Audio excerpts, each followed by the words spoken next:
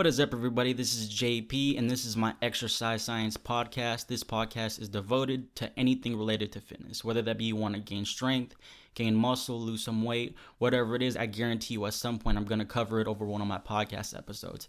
Me, I'm a certified personal trainer through the NCSF. I'm in school right now to get my bachelor's, master's in exercise science, both of those, and then hopefully get my doctorate in physical therapy. Other than that, I just love everything about fitness. I read about it a lot. I've read plenty of books about it, and hopefully you guys can learn something from this podcast.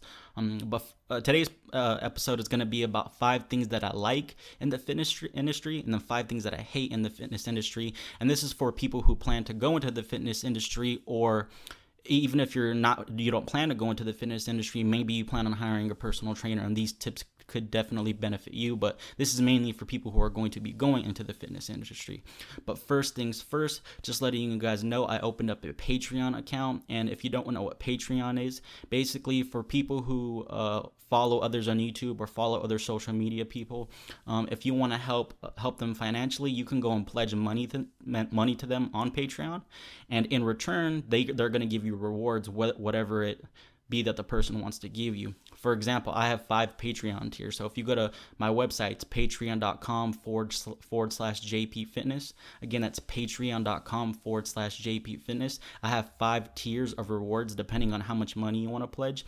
And you can get anything from free weekly workouts to one-on-one counseling to hiring me as your personal trainer. So again, go check that out at patreon.com/JP Fitness. I also have all my other social media linked on there. So if you want to find me on Facebook, Instagram, or my YouTube page, which this is going to be uploaded on YouTube anyways, but if you don't want to find me on any of those other social media devices, you can go check me out there. Okay, today's video is going to be about, like I said, 5 things that I like and 5 things that I hate about the fitness industry. And this is mainly, again, for people who are going to be in the fitness industry. And how I'm going to do this is I'm going to stagger them. So I'm going to say 1 like and 1 hate, just so I don't kind of throw all of them out there at once at you guys. And again, I'm not doing this to be negative. So if you see the hates, if I trigger some of you, it's probably going to happen. But again, that's not my goal. I'm just trying to give you guys what I think are the positives and the negatives of the fitness industry. All right, to start with number 1, and that's the first like that I like about the fitness industry, love, whatever you want to call it, the thing that I enjoy. One of them, and this is probably my favorite one, is just the career choices that you get in the fitness industry. So for example, if you go into the fitness industry planning to be a personal trainer originally, but let's just say for some reason that doesn't necessarily work out, whether that be you just find you don't like that as much, or maybe you don't like working with people because it's a struggle getting them to work out because they lack discipline or whatever it is. You just don't like that little tug of war you have with the client. Okay, then you don't have to do that. You can go into YouTube, you can start a blog, you can write a book, you can offer just online coaching instead of actually working out with people, because other people want different things and someone has to do those things. So if you want to do that, you can go and do those things. So the career choices in the fitness industry are just huge. Again, like I said, just going off the top of my head, you can do blogs. Some people do blogs. You can do YouTube videos. I mean, YouTube's a big thing. You can be a personal trainer at a big chain gym. You can open your own personal trainer studio in another building. You could do it at your house. You could be a traveling trainer. You can, there's a lot of routes that you can do. And like I said, I can go on and on about that. But again, it's just the career choices are pretty vast. And that's just talking about being a personal trainer. I mean, you could be a powerlifting coach. You can be, I mean, I guess it's still relatable. You can be like, oh yeah, it is extremely relatable. You could be a strength and conditioning coach for a football team, for an MMA fighter. They're going to all need coaches too. So it's just, unlike other industries where it's like, let's just say you're a mechanic. Yes, there are, I guess, different, like for cars, there's different trucks, but I mean, what else is there besides being a mechanic than actually working with being a mechanic? I really don't know.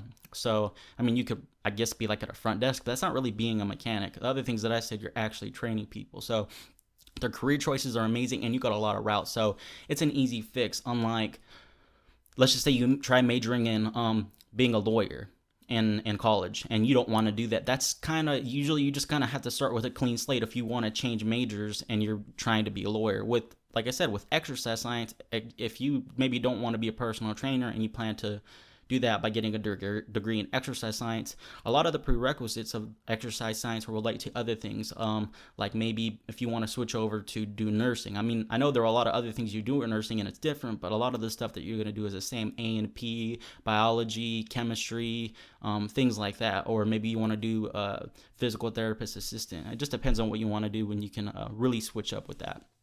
All right, the first thing that I hate about the fitness industry, and this is the biggest one too that bothers me the most, is that everyone tends to think that they're an expert in this field. So trust me and listen to me on this one. I mean, you can question everything that I say, but I mean, I'm trying to give you the biggest piece of advice here. You're going to run into people that think that they know what they're talking about, even though they've never opened a book when it comes to the fitness industry. You're going to come across someone who says, well, I seen this on YouTube, or my friend said, and I'm not saying that everything that someone says that you run into is wrong, because it's not. It's not always wrong, but what tends to bug me is that a lot of it's like things that you see on YouTube, or that they say that they see on YouTube, or that they read in a blog, or that they read in a muscle and fitness magazine. They think that they're right. And it almost like, and again, I'm in college right now, and one thing that I learned in my psychology class, and again, I'm not trying to pretend that I'm a psychologist, I directly read this in a book, is that when you're in like a child stage, that children tend to think that they know everything, or that they tend to think that they're never wrong. And it just seems like when in the fitness industry, for people who aren't trainers or people who work out a lot, they have that almost saying mindset. Now, I'm not saying everyone, don't get triggered. If it's not you, it's not you. You'll know if it's not you. But you're going to run into people who think that they know what they're talking about, who think that you're wrong, even though that you have maybe a degree in exercise science, maybe that you've been certified, maybe that you've read over a dozen books related to fitness, but they're going to think that they're right because they read it in a magazine. And it's kind of annoying because no one does that. I don't really see that happening in other fields. You know, they don't do that with like I said, a mechanic, for example. And again, I'm not saying it doesn't happen at all, but it doesn't happen as much as the fitness industry. I guarantee you there are people who pretend to know a lot about fixing cars and they're not a mechanic. But it just doesn't seem like me. I don't really know too much about cars, so I don't know anything. I mean, I ask someone else if I have trouble with my car or I have a question, you know. So again, it just seems to happen all the time, and I run into people who just think that they know everything because they work out. Just because you work out doesn't mean you know everything. Just because you watch a shit ton of YouTube videos doesn't mean that you know a lot about fitness. Think about it like this. Let's just say someone never studies the human body, and they don't know that the humerus isn't called the femur. Obviously, your femur's in your leg. They don't know that it's called a femur, but you ask them that question, you point to your arm and you say, is this your femur? You're really pointing to your humerus, but let's just say you tell them it's your femur. And they never opened a book, they don't know anything about anatomy. They would not be able to determine whether or not you were wrong because they have nothing else to base that off of. They just might think that you're right if you have good charisma and you know how to talk, almost like a salesman kind of. You're like, oh, well, this is called your femur. I'm a personal trainer. Believe me, I'm right. So when these same people go on YouTube and they watch these videos because someone might have charisma, and there's a whole other thing that wraps up into this because someone takes steroids, or they're on gear, or they're taking anabolic hormones of some sort, or fat burning, you know, things that they're just taking a bunch of stuff that, you know, it's going to make them look fit. That worsens the problem of everyone thinking that they're an expert because they seen this guy who has a ripped six-pack say this, so they think that he's right, which means that they're right. And it kind of is a vicious cycle. Or just what I want to say is, look, and if you get triggered, you get triggered. But if you never read a book and about exercise or the human sciences, or you don't have something to back up your name. Now, again, there are some people who have degrees, you don't know what they're talking about. If you don't have something to back up what you're saying, then honestly, you probably don't know shit. And again, I'm not saying I know everything. I don't want you to trust me. Go question everything that I say. That's the best thing you can do, is question people. And that's kind of like the opposite of what I'm seeing today. And it happens a lot. So that's one thing I would just be prepared for. Be patient. If someone really is closed-minded and they don't think that they know what they're talking about, just walk away. Just shake your head, agree, and then walk away. I mean, if they're willing to listen and accept that they're wrong, that's even better, and that shows that they're a mature person. But I mean, it's 50-50. When I run into people, some people just don't care. They think that they're right, and they're not always mean about it. They just think that they're right, and there's nothing you could say to change their mind. All right, the second thing that I like about the fitness industry, and just in general, is that it's easy to start. And this is the only one, and it's not a cop out, that it's, how do I say it, that it's also a negative. And I don't want you guys to think that that's a cop out, because it really is a negative too. But we'll just start with the easy, why it's good. And anyone could be a personal trainer. I mean, you can I'm pretty sure in a lot of states that it's not illegal to call yourself a personal trainer even though you aren't certified. Now, if someone sues you because you do something wrong, that's a whole other story. That can be that could be pretty bad. That can go wrong ways, and again, you could be in a boatload of trouble legally, so you don't want to do that. But I mean, technically, you could. Unlike other things where physical therapy or athletic trainer, I think both of those, I know for a fact physical therapy, and I'm 99% sure about athletic training too. You can't say you're an athletic trainer unless you are or unless you got that credibility from those organizations, or same thing with physical therapy. But with personal training, you can say you're a fitness coach or whatever, and I don't think it really matters. But again, that's what I'm saying though, and dislike, and I don't want it to go off to the negative, is that if you read a lot of books and you're dedicated to your craft and you actually put in a lot of work, you can just get certified for not that much money, less than $1,000. You get certified and bam, you could start your career there. You can go to YouTube. You get everything that I said about career choices earlier. A lot of those things are open to you. Working at gyms, I think almost everything I said earlier. There's certain things like being a coach for like a top MMA fighter might be hard to do, or I mean, unless you work with one over years and years, maybe start when they're not at the top of the chain. But or like when it comes to professional sports teams, you're not going to be able to do that if you just have a plain personal trainer certification. But basically almost everything else is open to you. Working on your own, working in a big chain gym, doing consultations, writing plans, doing group fitness training, those can all be done with a basic personal trainer certification. Working on YouTube, and think about it, if someone only got a basic personal trainer certification, but let's just say they studied 1,000 hours, or they read all these books, they read tons and tons of books. I mean, think about it. What if I told you that someone has a degree, but they got a lot of C's and D's, and they got a bachelor's in exercise science, and then they're also certified, and besides that, they did the bare minimum, and then after they got their degree, they did no continuing education. You would think, okay, that's pretty shitty, but you don't know that. If someone has a bachelor's degree, they're probably not going to tell you that. And then you have someone who just has a personal trainer certification, and let's even make this worse and say that they have a personal trainer certification from a certification that has an open book test. There's a few that have an open book test. I'm not trying to call any of them out, but I'm just using this as an example. You're probably going to be like, well, this guy has a degree, he's probably better, if you don't know. And especially, what if I make the problem even worse? Because this can happen.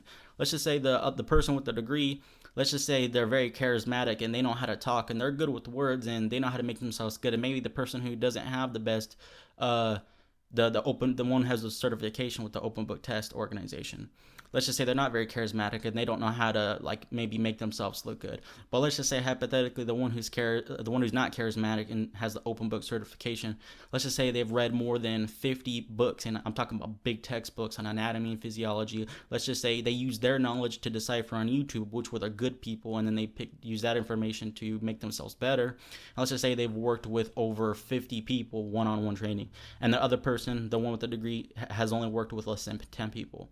You would never know that. That's what I'm saying. So even though it is easy to start, depending on the person, and this is where the negative will come next, I'll talk about that right after, is that depending on the person, if it's a person who has a good work ethic, I mean, it's easy to start, and then you can still learn a lot, and then you can make a good career. You can be really respected if you know what you're talking about. And then there will be some ignorant people that kind of maybe look at you, which again I'll talk about in the negative. But again, ultimately, that's a good thing for those points. Now, going into the negative, that's one thing, is people are going to, I mean, again, this isn't really a fault of your own. This is, again, that's why I'm talking about the industry, is that a lot of people, they go off of labels, which I think is bullshit. If you have a degree in this, or you have a degree in, you got a PhD in exercise physiology, or you have a master's in exercise science or a kinesiology, it's basically the same thing, but just different terminology. But you have degrees in those things, or let's just say you have the CSCS certification from the NSCA, or you just have some fancy cert like that, or you work with a professional trainer, something like that. Unless you have those titles by your name, and when you do, people give you automatic credibility, which, again, like I said earlier, I think is a little bullshit. I think that regardless of who's talking, you should question what they say. And I'm not saying every single thing they say, you say, oh, I don't believe you, I'm going to go look it up. I mean, eventually you're going to get to learn somebody. You're going to get to know them. You know, if you know someone and they're always quoting sources, and you check the sources and those sources are credible, and then you've done that for a while, and then one day they say something and then you don't check the source, you know them personally, and you know that probably without a doubt that what they're saying is factual. Now, that's a problem with that. Again, there are some people who maybe cherry pick studies, or they're just biased in some sort of way towards something, that a degree doesn't always matter. Yes, it helps you learn, but in my opinion, a degree is a tool. It doesn't, it works like this. A PhD doesn't make you right. You're right, or no, it's not. A PhD doesn't make you right automatically. You were you're right because you wait, I'm trying to, I think I'm getting this confused. You're right because you got a PhD. You got a PhD. Yeah, it's not you're right because you got a PhD. You got a PhD because you were right to begin with. You were right so many times over your life. You were right with this, or you were right with that. You did put in a lot of work, which earned you the PhD in the first place. It's not you have a PhD. Oh, now that you have it, everything you say from then on is therefore right. If we based it like that, then again, just because you have a degree, you can make something up and someone will believe you. So again, this is the negative part of it's easy to start having a low skill ceiling with personal training, is that even if you put in a shit ton of work, there's still going to be people who question you and say, oh, well, he's just a basic personal trainer. Or some people who don't have any certifications or something, or you could be completely right on something, but if you don't have a degree and you know certification, and you could have put in 10,000 hours of just studying and working with people, there's going to be a good chunk of people who are not going to give a shit what you have to say, which is bad. And then on top of this, to compound this, and what makes this even worse, is that there are actual people who, because it's such an easy, low skill ceiling to get into personal training, it's easy to start, that are shit. They don't know what they're doing. They don't train good. They're just straight trash trainers. Basically, I've seen so many of them that's maybe a reason why that these other people who, if you're someone smart, but all you have is a personal trainer certification, they correlate that to, oh, well, I've seen 10 other trainers that were straight shit, and it sucks because they shouldn't judge a whole book by its cover, but when so many people in that unit of a group, it's hard to sit there and blame them. It's like, again, I don't, they shouldn't judge. Yeah, a smart person would say, well, maybe you're different. Let me hear what you have to say. But all these other trainers are shit. Someone bad would say, well, I'm not going to listen to you because all these other trainers are shit, so you must be shit, which isn't a good way to think about it, but that's what happens. So in a weird way, they shouldn't be judging, but it's kind of our own fault for, and I mean us as a whole industry, which is why I try to be better than that. I try not to be shit because I don't want to represent trainers in a bad way, It's just you don't want to do it. And I was in the military before. I was in the Marine Corps. I got medically separated. It was with honorable discharge, but it gets the same thing with that. I mean, I was always told by my drill instructors, and most recruits were at the time, they were told that when you do something, you're not just representing you're representing your platoon, you're representing your drill instructors, you're representing even bigger than that your base, and then even bigger than that the Marine Corps in a whole. So if a bunch of people see Marines as jackasses, then they act stupid. What do you think people are going to think when they think of the Marine Corps? So, and drawing that back to personal training, so low skill ceiling. A lot of people get in, which means a lot of dumbasses are going to get in. They make everyone look bad. And again, people judge a lot of the times based off fancy things like a big slap PhD in the front of your name, which again, you could be a PhD and know a ton. You could be a PhD and be biased and worked all that way just to kind of be, I don't know, an idiot. And it's hard to sit there and say, well, he has a PhD, he must not be an idiot. Trust me, it happens. Some people are just good at doing textbook work, and they're not good at making analyzations and judgments maybe post degree. I don't know. Like I said, it's hard to say that not all of them are, and I'm not saying that it's a good chunk. I mean, it is really hard to get a PhD or to get whatever high end degree that you have, but it doesn't necessarily mean that makes you right. All right, going on to the third is direct satisfaction, and this is what I really like about training people too. Is like, let's just say you work with maybe not, again, mechanic might not be the best one for this because they do get some direct satisfaction from it. And again, it's a personal preference. I'm not saying that a lot of other jobs don't, but let's compare it to like a salesman. If you have a job being a salesman, or if you work, let's just say you work at like let's just say you're a big boss and your job or something, whatever that be. It could be at a retail store or whatever. Those things, you don't get direct satisfaction because you usually get pissy people, or, I mean, some people like sales because they like the idea of being able to sell. They see it as a challenge. But I mean, if anything, like I did personal training sales for 2 weeks at a place, and I'm not going to talk into it too much, and I hated it. I quit after 2 weeks. I hated it. I felt like I was being forced to talk to people who didn't want to talk to me, and I'm just not a good salesman because I don't want to. If you don't want to talk to me, hey, don't talk to me. But you can't be like that during sales. But with things like that, sales, and it's like you're not, like, in my opinion, and again, it's just my opinion, it's all subjective. You don't really get a direct satisfaction in the sense of making people happy. With personal training, when I'm helping someone, they are always like, thank you, or, I'm seeing results, or I appreciate this. You get a direct feedback from the person, if you're doing a good job at least, that they feel good or that they're seeing results, and I really like that a lot. Like I said, with sales, you don't get that. Yeah, you end up with money, but you end up with money personal training too if you're a good trainer. So they both get money, but one ends up with a bunch of pissy people and you having to bug the shit out of people. And that's just sales. I could say this about a ton of jobs. And again, I'm not trying to dog on anyone who does these jobs. Sometimes you just got to do what you got to do. If you're doing a job that you don't like in retail, because you got to provide, that's all the respect to you. But I'm just saying, like, let's just say, and I'm just comparing it to those jobs, like with retail jobs or with other jobs. I mean, it just doesn't seem as satisfactory to me. That's one of the reasons why I love training, is because when you help someone, they're very happy, they're pleased. You see the smile on their face when they see results. You like giving that to them, and that direct satisfaction is you just, that's what you're kind of doing it for training. All right, the third hate for the fitness industry is hard starting out. I'll be straight honest, it's very hard starting out, and I feel like I'm doing it the smartest way that I can. Is I'm still in school. Because I'm using the GI Bill for school from when I was in the military. I get basic allowance for housing, which is helping me pay for a lot of my bills. And I'm doing a lot of other things because I'm going to school full time. I'm doing a lot of other things, and I don't have to work because I'm getting money other ways. And again, I'm not rich by far. I don't have a ton of money at all, but I'm just saying I'm making it by with the money that I have. And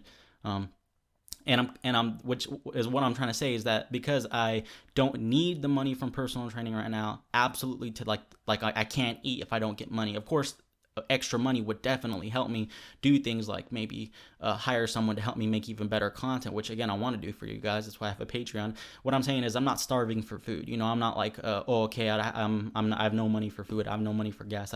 So what I'm trying to say is I don't absolutely need like based off of needing money from personal training right now, that I'm starting extremely early doing this. I'm 24 years old, and I'm starting really early so that when I do get out of school 7, 8, 9 years from now, whenever that is, that I have such a big following. Hopefully you guys like my content and follow my stuff. Go subscribe. No, I'm just kidding. But that when I do get out of school, I don't have to deal with having to hurry up and start from scratch. So that's another thing too, and this could be a tip too, because it sucks to start early because it's extremely hard starting out. I mean, think about it. YouTube has free fitness videos.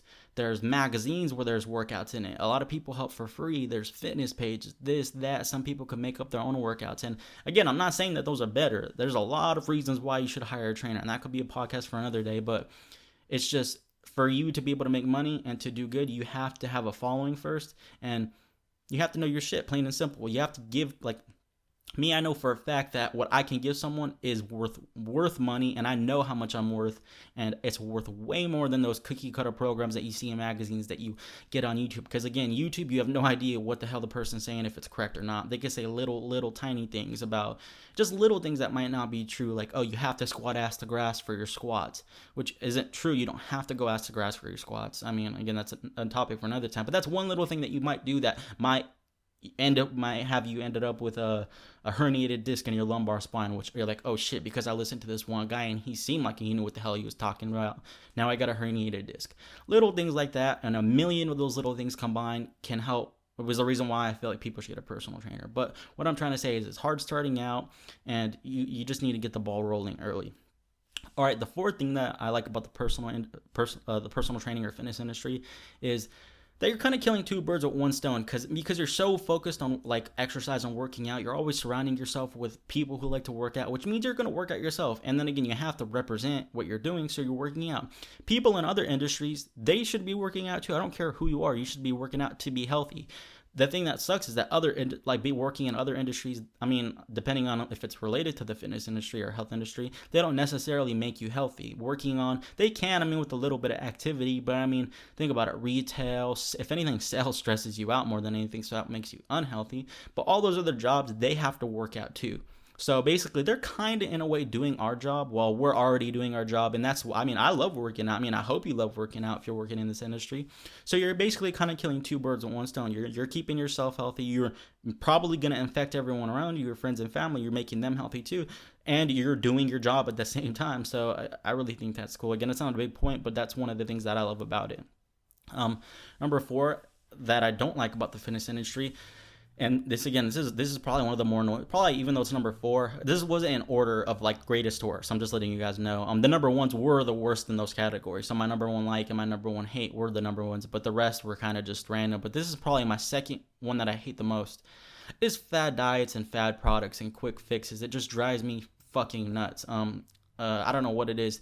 I just hear too many people. Like, I've came across dozens of people who talk about like, oh, I'm taking this pill, or I'm taking, oh, this pill is supposed to make suppress my appetite, or this or that. Or to me, it's not solving the problem in the long run. You can't suppress your appetite forever. I mean, you're really fucking telling me the main thing that we do as humans, eating, like eating, sleeping, shitting, like eating being one of them, that you're stopping yourself from doing that because you want to lose weight.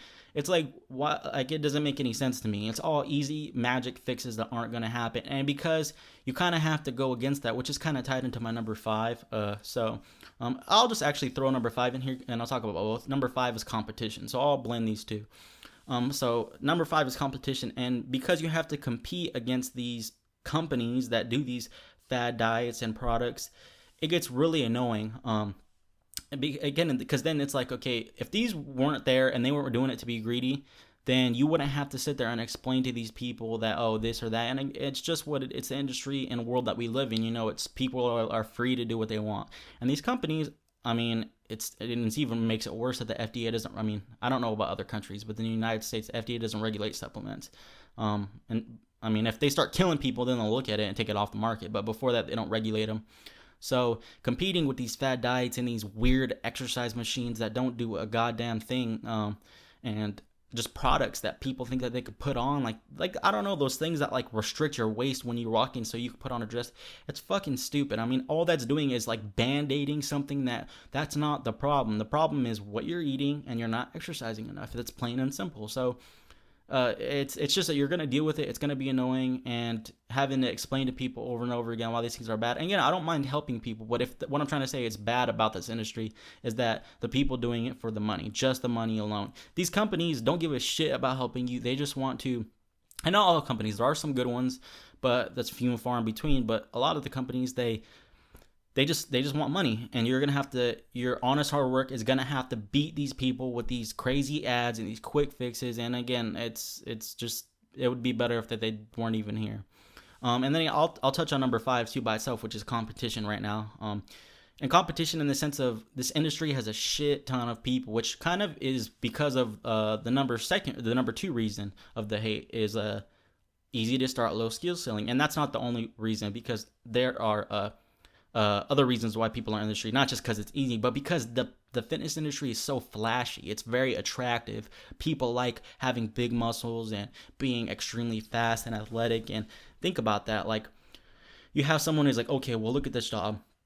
This personal trainer, he's ripped, he has abs or whatever, and he gets all the girls, and guys think he's cool, and on top of that, he gets money. And like I said, it's easy to join, so why not do that, And oh, cool, I feel cool doing it. Like, I've seen some shit that makes me fucking sick, like beyond sick. And that's why this is why it's in the worst part. Some you might say, "Oh, competition is good. Good competition's good. Good competition, but competition that's like, they're just either beyond idiots to the point where they're being negligent to the client, and sometimes manipulative, really manipulative. They're overdoing what they know, and exaggerating on what they know, and tricking their clients, because their clients don't know shit. And it's not bad, because everyone's ignorant in something. I'm ignorant, like I said, when it comes to cars. Clients go to personal trainers because they're doing something else. They got a profession in something else. They don't know fitness. They trust you. The personal trainer is in a position of power. So when you have this competition that's saying they're good at this or saying they're good at that, and then they're doing all these shit things, it just drives me nuts, man. I've seen guys, and I should probably do a podcast on like stories that I've seen, but I've seen guys who have no certification, who are barely in their first or second year of getting their degree in exercise science. And again, like when you were in your first or second year, a lot of that's gen ed, so it's you barely know nothing. And he was giving a guy who was like, again, I'm not going to say names, but he was giving an older guy who had a lot of problems. He was limping. I seen him limping. He had, and again, it wasn't my position to say anything because just a lot of things that I'm not trying to get into. But I was in a position where I really couldn't say anything, and it wasn't that bad. If it was a point where he was hurting the guy, I would say, but he was more wasting their time and giving the guy shit that was complete, like concentration curls to an older guy who wasn't even looking to become a bodybuilder. Like there's so many other things, and like. And then the guy grabbed a weight that was so heavy for him that he could barely get any reps. And then the guy training him said, "Oh, it doesn't matter. You can the weight that you pick doesn't matter. It's just a matter that you try hard." Which obviously, if you're a trainer, you fucking know weight matters. Especially, why would he be doing that to begin with? Why would you tell him not to do 25-pound dumbbell curls with a concentration curl when he's never done them before? It makes no fucking sense. It just drove me nuts. But shit like that happens, and that's your competition, which is sad. And what's even worse is that, again, people don't know what's right and wrong, so these people trust them. That's a lot of your competition, and it gets really annoying. All right, to go to the last and the last one of the podcast is sustainability as a job. Like I've read some things online where they said, "Oh, it's the personal training or fitness industry might be declining a little bit," and I've read those articles, and they're mostly, almost all of them, and there's not many of them. A lot of them say that it's inclining, it's increasing, but the ones that do say it's declining, it's just like a bullshit catchphrase where they're trying to get your attention and get you to read the article. The thing is, this is a fact. There was always going to be people who do not want to study training or do training or know nothing about training. That's a fact. You can't argue that. There's always going to be a shit ton of people who it's just not their profession. Now, another fact, everyone's always going to strive to want to be healthy. You're going to want to be healthy. Think about it. I mean, it's humans. We want to be healthy. You don't want to be unhealthy. So if you take those two things, people are going to want to be healthy, and there's going to be people who don't know how to be healthy or become fit or work out properly, then that automatically means there's going to be jobs for personal training, fitness, health, whatever it is, always. And then with like YouTube blowing up in like the last 12, 13 years, however long it's been out, I can't remember, maybe 11, 12 years. YouTube makes it so like easy for you to start up, and then in 5 to 10 years, if you're consistent, you make good quality videos, you can make money off that. I mean, like, it's just the sustainability of the job. This profession's never gonna go away. When you think about other professions like the newspaper industry, I just heard JCPenney's going out. That's shoes, and like anyone, basically any like retail stores besides Walmart, a lot of them are going down. They're growing out because of things like Amazon, where you can order online, and when training will never go away. I really believe that. So I mean, sustainability as a job is good. So there you guys have it. Those are my 5 things that I like or love about the fitness industry, and the 5 things that I hate about this industry. Please, if you like this podcast, go check out my other podcast. I have one other one right now, and please go to my Patreon, which is patreon.com/JP Fitness. Again, that's patreon.com/JP Fitness. I'd really appreciate it if you guys could pledge a reward to me. Again, I have there's a wide range of prices for tiers, starting from $5 and going on up from there. So even if you could just pledge $5, you're going to get free weekly workouts. We can talk in the forums on there. I can help you with any questions that you have. I'm going to post up some good research or articles that I see. So again, please go there and subscribe to all my social media. But until next time, I'll see you guys later.